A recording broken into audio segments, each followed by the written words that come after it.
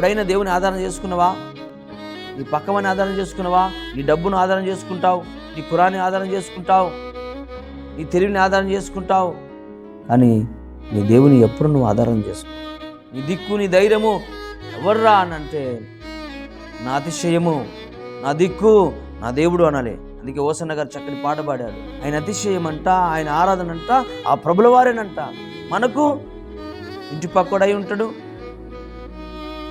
మన భార్య అయ్యని ఉంటుంది, మన అత్తమామలు అయ్యి ఉంటారు, మన బంధువులు అయ్యని ఉంటారు, మన కులము, మన జాబు, మన పరపతి, మన బ్యాంకు బ్యాలెన్సు, మన హోదా, ఇవి మన అతిశయము. అవేవి నీకు పరలోకం నడిపించవు, అవేవి నీకు న్యాయపీఠం ఎదుట నిలబెట్టవు. మొదటిగా శుద్ధీకరణ చేసుకోవాలంటే వాక్యం దగ్గరికి రావాలి.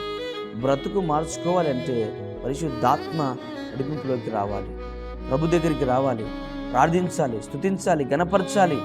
ప్రతిదినము వాక్యంతో కొట్టబడాలి, అలగొట్టబడాలి. అప్పుడు దినదినము మనం రూపాంతరము చెందుతాం.